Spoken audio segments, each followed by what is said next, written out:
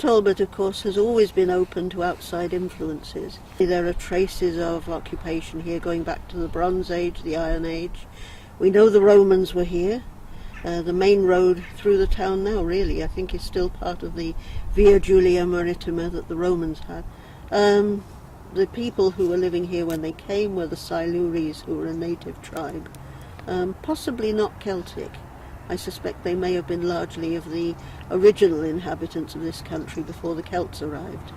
But of course the Celts coming through from about 600 BC onwards, they brought in a lot of new things, among other things their language, of course, because Welsh is a Celtic language. So Silures, Celts, Romans, then of course we have the monks coming over. The Normans, of course, were particularly important.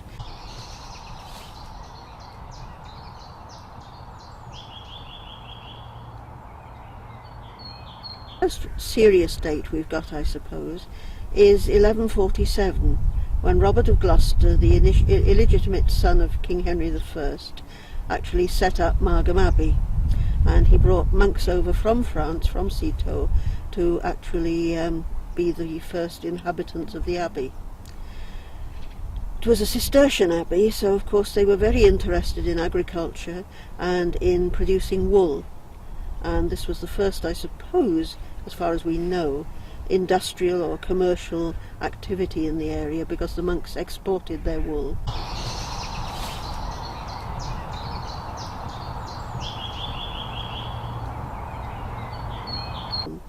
Because of course in 1536 or thereabouts, Henry VIII dissolved the monasteries, and the abbey itself, the lands and the buildings and so on, was sold to the Mansell family, the Rice Mansell.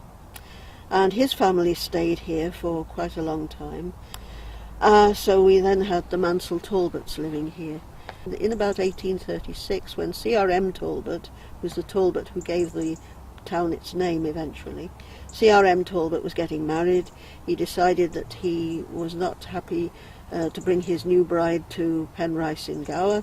He needed somewhere else as well, rather closer to the centre of life, and so he built Margam Castle. The Talbot, C.R.M. Talbot, was here for pretty nearly the whole of the 19th century. He was a very important figure. He was the father of the House of Commons eventually. I think he was an MP there for about 60 years, something like that, a very long time anyway. He was also chairman of the Great Western Railway Company at one point. He did involve himself to a small extent in industry, but not too much. He preferred to rent out the various mineral rights and so on the land and collect the rent, as a result of which he is supposed to have been the richest man in England, they say, but of course in Britain actually, when he died. Of course the result of C.R.M. Talbot, and I suppose the people before him, their willingness to allow people to come here and exploit the resources, even if they didn't do it themselves, was the reason why Port Talbot became so important as an industrial centre.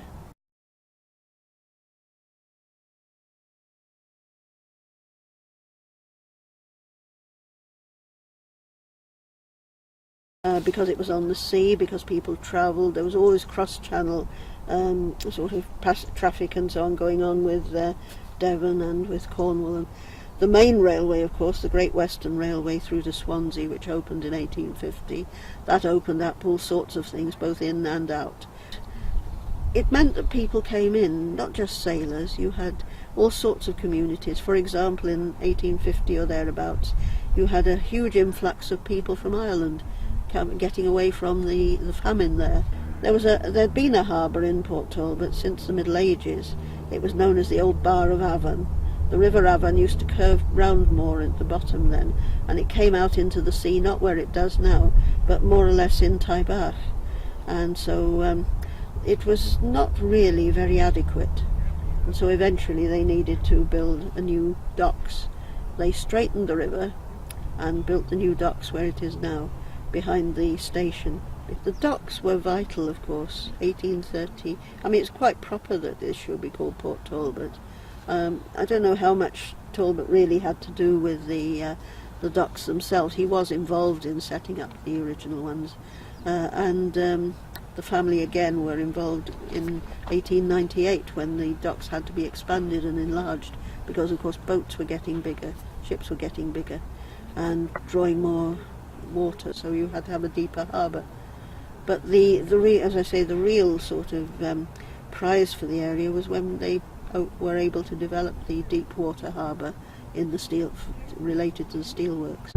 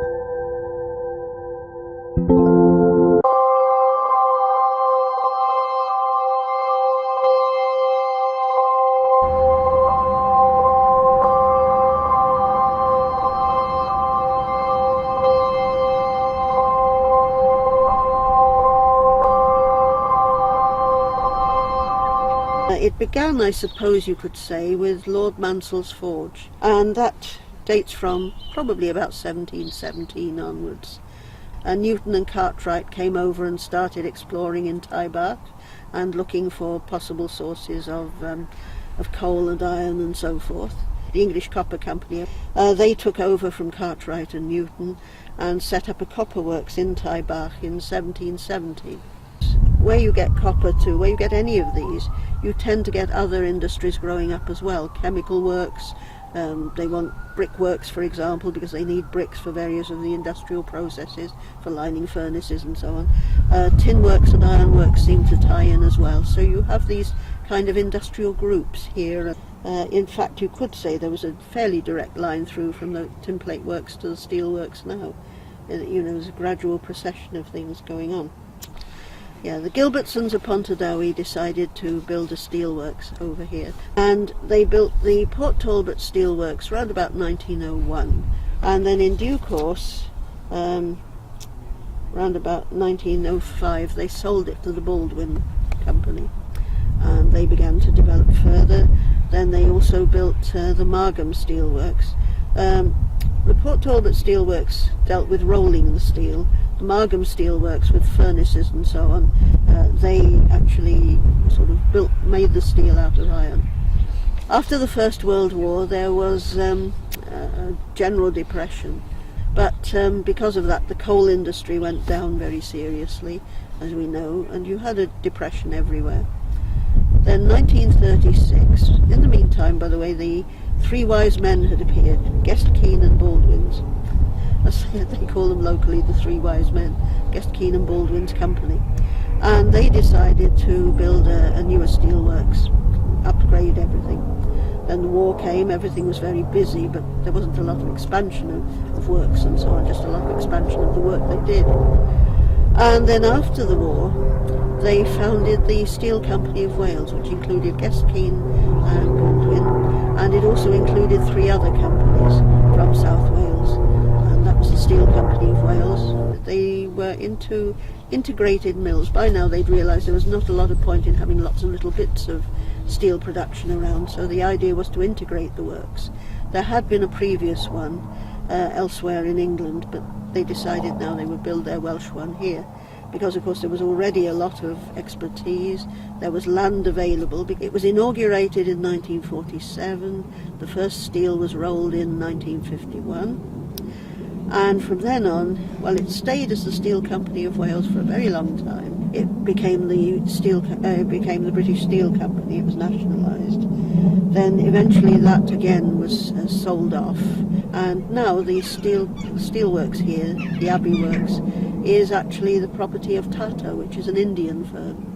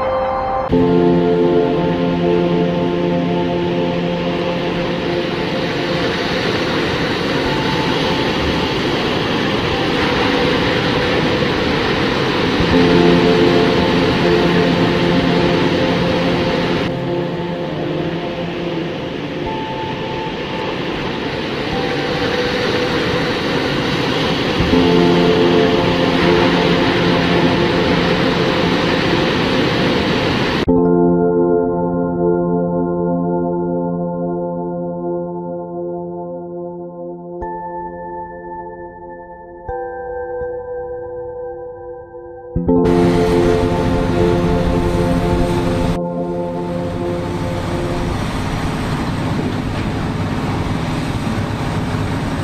plant as it operates now produces approximately 15 megawatts of power, which is the equivalent use of about 31,000 houses.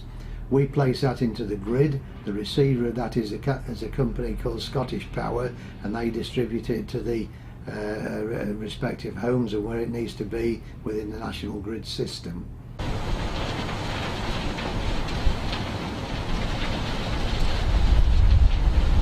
The company is now owned by an energy company called Good Energies.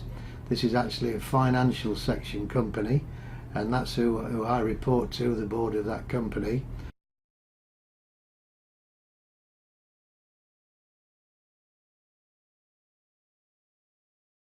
And within that, we operate with an operation and maintenance contractor here who's from the EPC contractor, and it's made up of Scandinavian companies, Burmeister and Wain and AET, who provided the actual equipment to operate the plant with.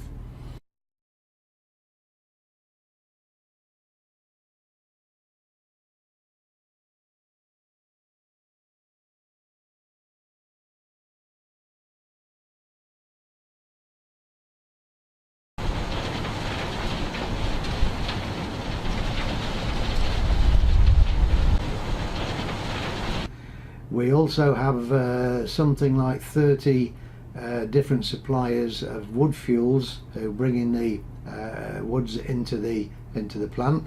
This consists of an umbrella company, A.W. Jenkinson, and they, within their organisation, have the leads to approximately 25 to 30 smaller suppliers, and they bring the majority of our woods to us.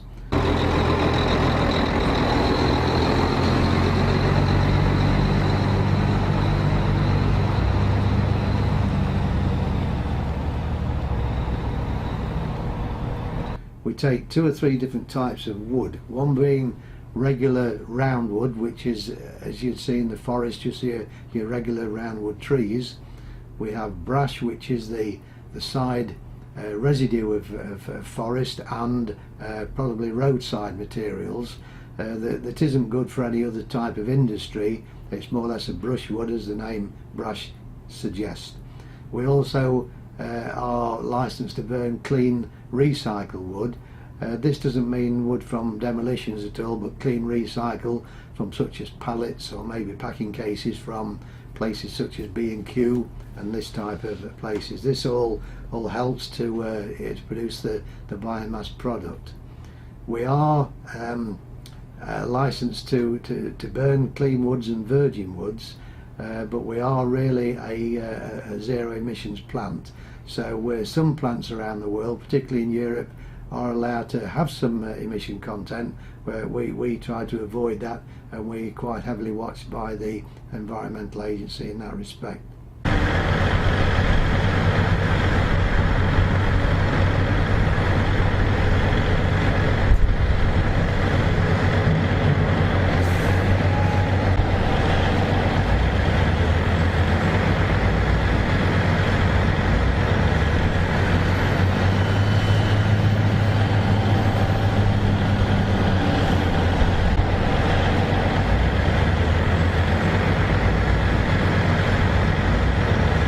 Itself was sponsored by various grants. The Welsh government can give some grants.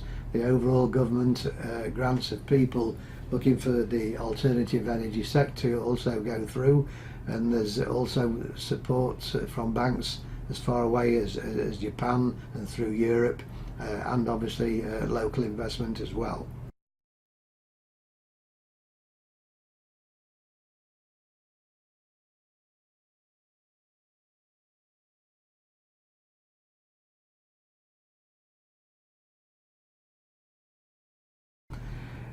Since starting the plant, obviously prices, as we all know, have gone up on both fuels and on electricity tariffs.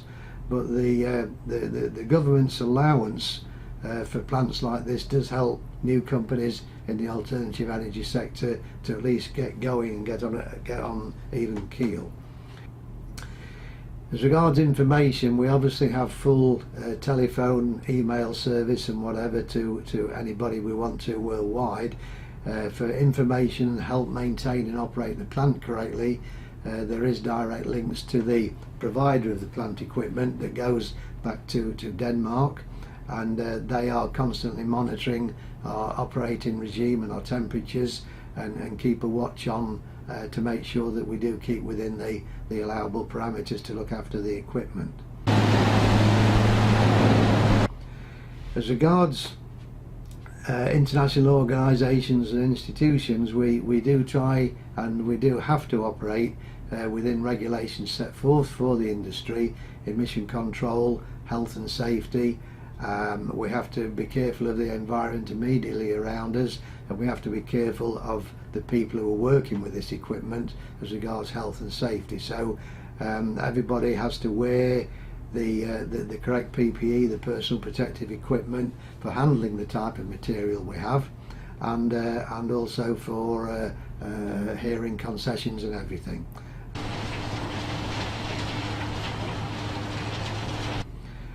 We have a contracting company on site for the operation and maintenance who have about 18 people, all local Welsh area people, and we have about 6 of them on site at any one time.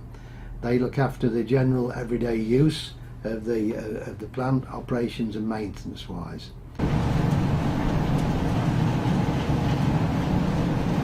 And we have our own consultant comes in on a weekly basis to make sure that we adhere to the health and safety regimes, and we also have regular meetings with the environmental agency to make sure we take care of subjects such as surface rainwater. Rain we can't stop coming, but we can stop it, for example, washing undesirable materials onto the adjacent lands.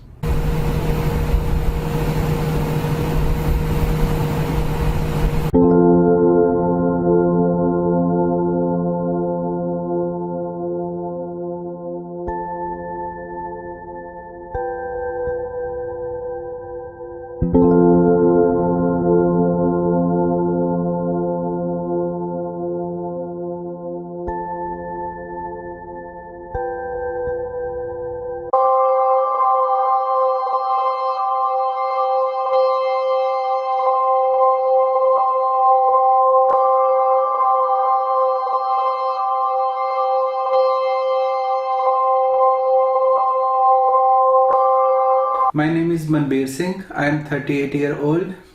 I am working as software engineer with Cardiff University. I'm married to Shelly. She's Indian as well. And I was born in Ambala in Haryana state in northern India. Halia.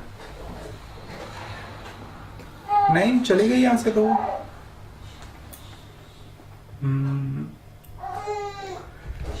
First time I came to Wales in 1995 to do my MBA and went back to India in 1998.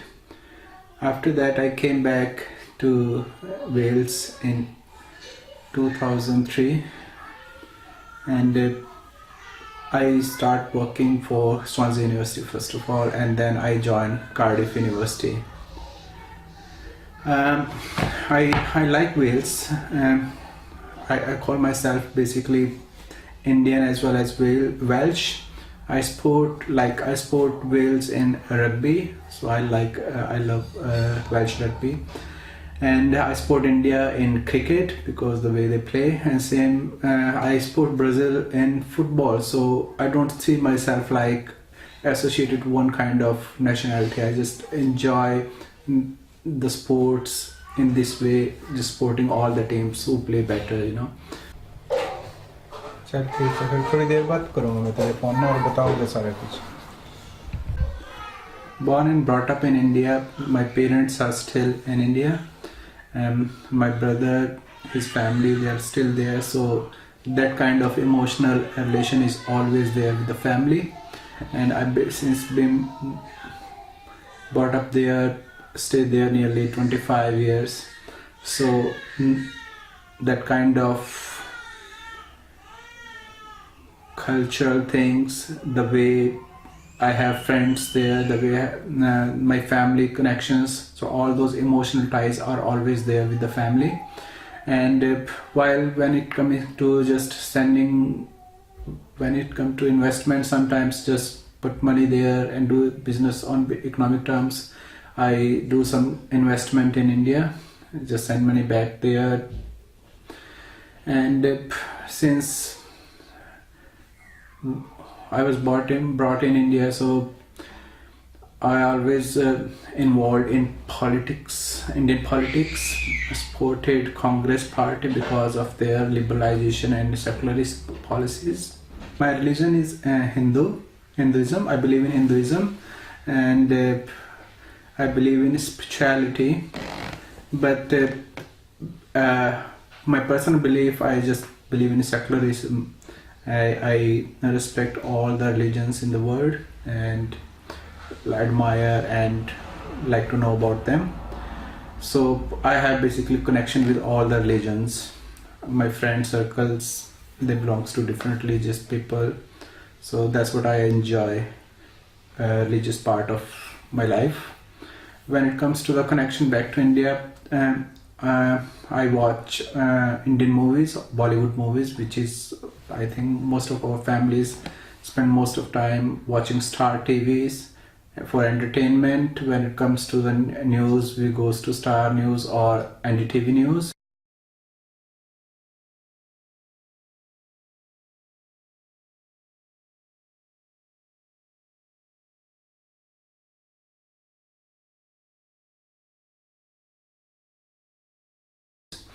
And most of times I use Times of India as my favorite newspaper to just get up-to-date news about India. And when connecting to my family, I prefer to spend weekend on Skype discussing things with them, so that we can sit like online family discussion. And same thing I do to connect to my friends. Similarly, my friend circle on Facebook, most of my friends and family friends are on Facebook, so we keep on updating each other. And so even staying away from all of them, but I don't really feel that I'm away from them. Most of the times I am in contact with them.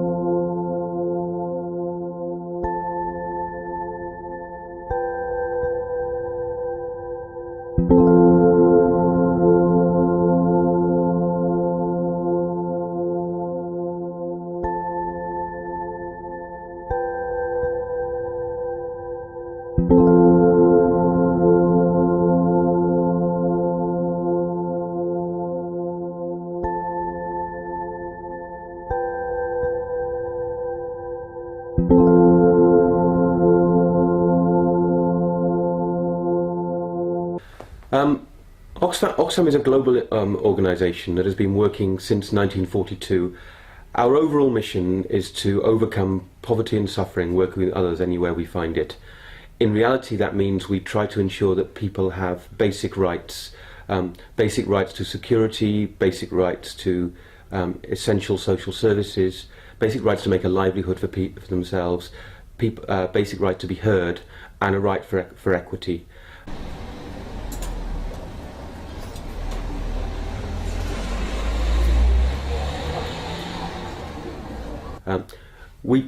We currently work in 61 countries across the world, including 3 within the UK, and we're also part of an international federation of 14 Oxfams, and collectively we work in over 100 countries between all of us.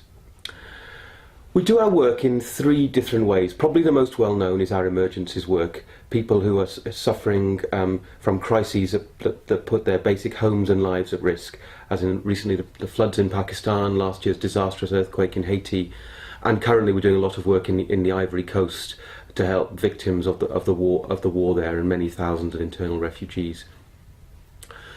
We also do work in two other main areas. We do development work where we're helping people to build their lives for the long term. We did a lot of work helping communities in East Asia rebuild their lives after the tsunami from 2004 onwards, and we do that work on an ongoing basis across many parts of sub-Saharan Africa, where we have our biggest programs, in Central America, in South and East Asia, and as I said before, here in the UK. And what we do in those situations is mostly work with local organisations, support the development of those organisations, and help them build the projects that they think will help local people to meet their goals, particularly in building livelihoods and helping them get their voices heard by local governments and local decision makers, so that their communities are actually driven by the needs of those people. The third main strand of our work is in campaigning. But however many programs we run and however successful they are, they cannot address all the issues that communities suffering from poverty around the world need to address. Some issues are just too big.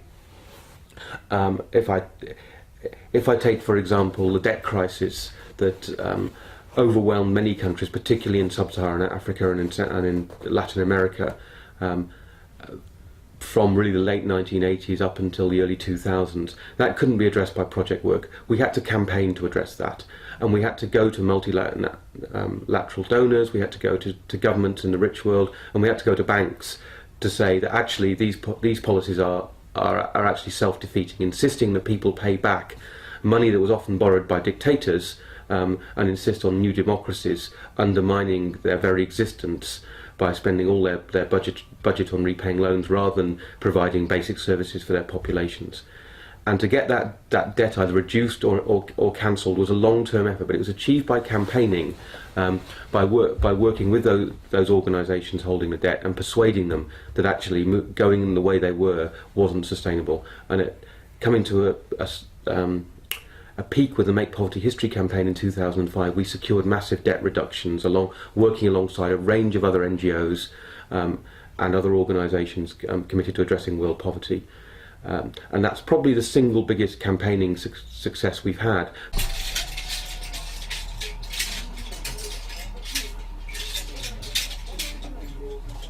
And in doing that work, we seek allies, people who will work with us, who are other NGOs here and in developing countries. We work with governments. UK government's obviously an important partner for us and indeed target for us, but also governments across the developed world, and increasingly governments across the developing world. But also then multilateral bodies, the United Nations, the World Bank, the IMF, are all bodies that we try and influence. And so major UN negotiations, major G20 negotiations, we're often present as accredited observers, so our voice is heard, even though as NGOs obviously we don't have a formal voice in the decision-making process.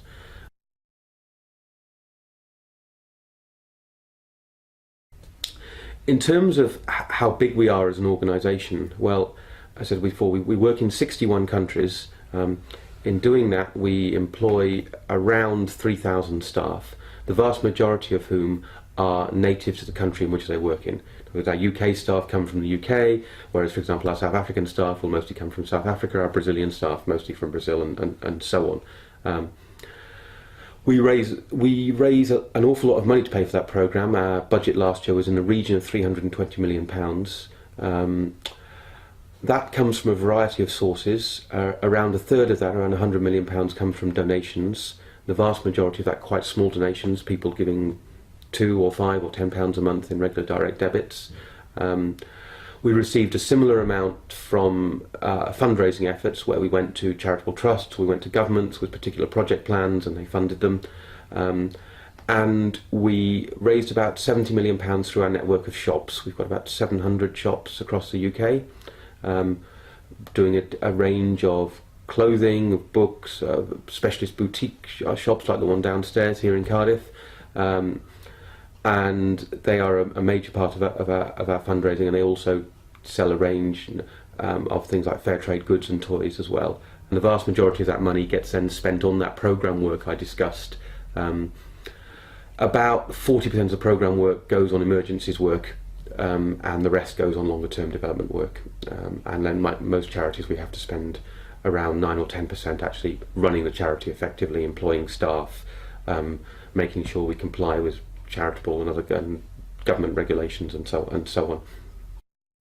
Use of different forms of information technology has obviously grown massively over the last decade, and we as an organisation and the people we work with are no exceptions to that. What it means for us as an organisation is massive and overwhelmingly beneficial. Not only does it mean internally we can communicate across the globe very easily with all the different bits of our programme, but even more excitingly is what it means for the people we work with. People who before didn't have any access to media, any access to telling their own stories. It now means with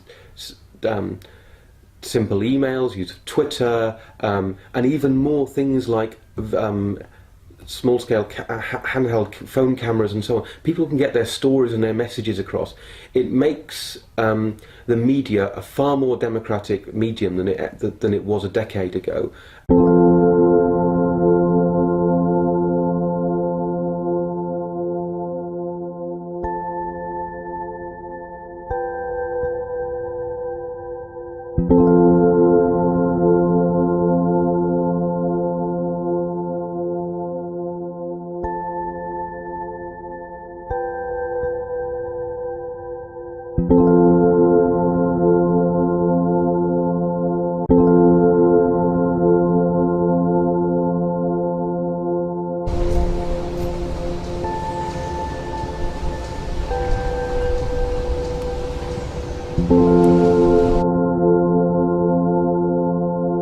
RPC is Europe's largest rigid packaging polymer producer.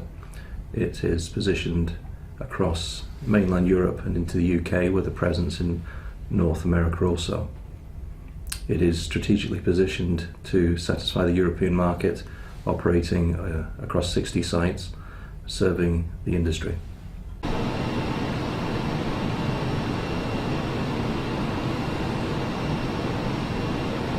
The business produces plastic packaging using all three conversion processes, that is, injection moulding, blow moulding and thermoforming. Here at Kenfig, we produce vending cups for the UK market. We are the UK's leading manufacturer of vending cups and also portion packs. All our products here from Kenfig are fully recyclable to address all the environmental concerns.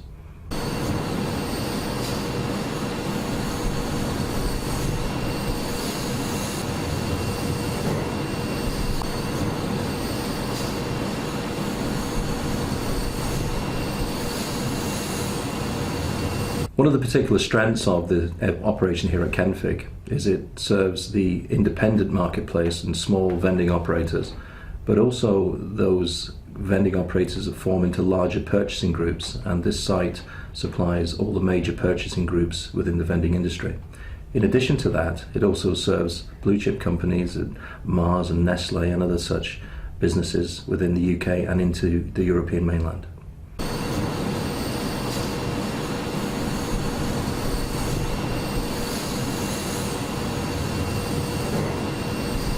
The RPC Group recognises that it operates within a worldwide economy. Its positioning within North America through into mainland Europe and here into the UK gives us the benefit of being able to understand the influences across the worldwide economy as well as the European environment.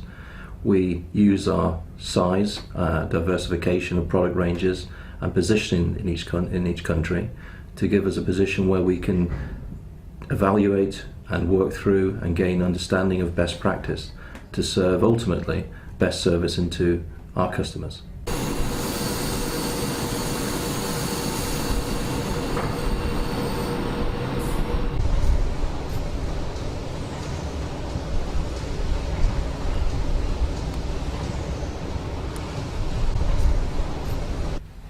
Information technology is vital in running any business today.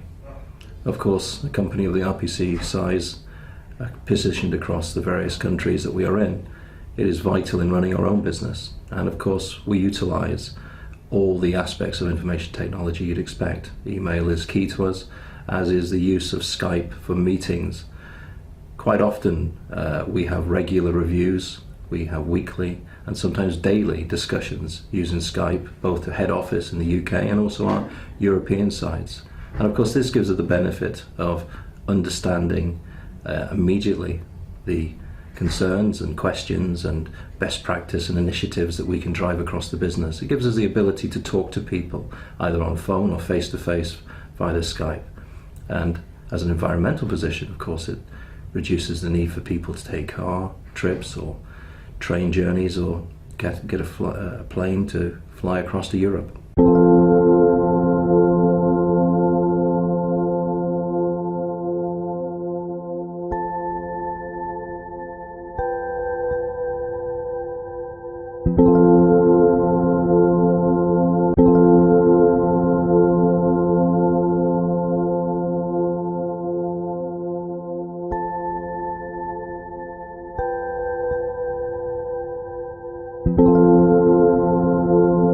Well, since the Indian Society was set up in 1983, the membership of the society has grown, and as a result of that, we felt we needed to include a larger geographical area. So now we have members from the whole of Bridgend, right up to Pembrokeshire, and these members come together at the various events that we hold, for the society.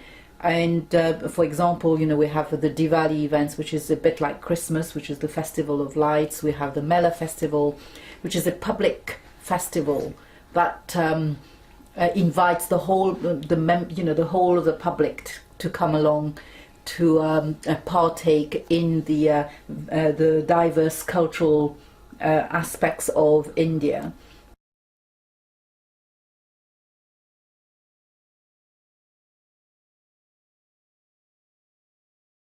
In addition, the Indian Society, since it's a setup, not only does it do charity events, for other groups, such as, as we've already said earlier on, with regards to raising money for various groups like Alzheimer's, like the cancer groups.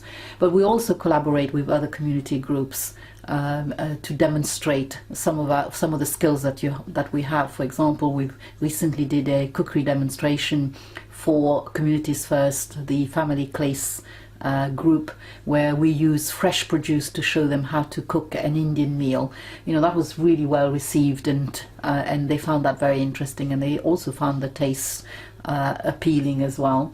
And and we've worked with the African Community Centre, on various bids. We've also taken part in the Human Race Marquee that the Swansea Bay Race Equality Council tend to set up on an annual basis. And we've done Indian dancing demonstrations in schools, or for example at the World Day. So it's this collaborative approach that allows us, to be able to live together harmoniously and also share the different cultures.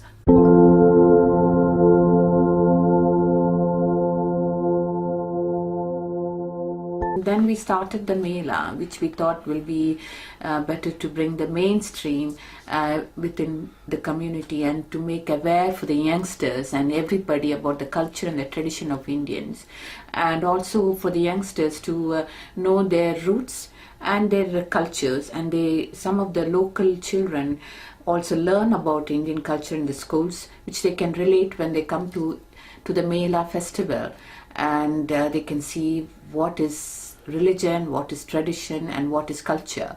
And they all participate in the event, and you can see multicultural activities going on, and there's a integration of all the communities on the Mela festival, which is a big achievement for the Indian society, and this has been going on for past 5 years.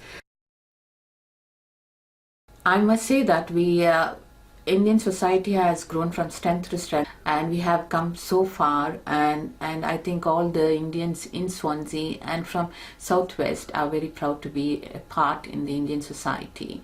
But from Indian society, I think various people, various members have come to make friends, and they feel a sense of belonging, because we have come from our country to this and made a home in this new country in Wales, and which society has helped them to get through whatever problems and whatever difficulties they have to face, and they have a family, because we don't have a family here, and they made friends as family, and they made many people, and few of the children, Indian society has been a platform for them to overcome their shyness, to whatever their talents they could exhibit and portray it, and also for the talented artists whom we have, quite few members are quite talented, and it was a platform for them to thereon go and become a professional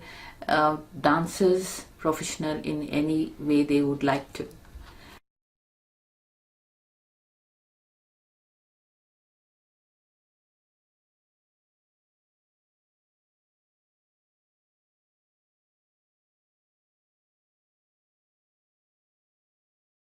English helps us because I think for 200 years British ruled our country, and it has become our first language in our country as well, and everybody speaks English in India, and once that is, in a way, it's easier for us when we came to Swansea, to England, and we are able to converse with everybody.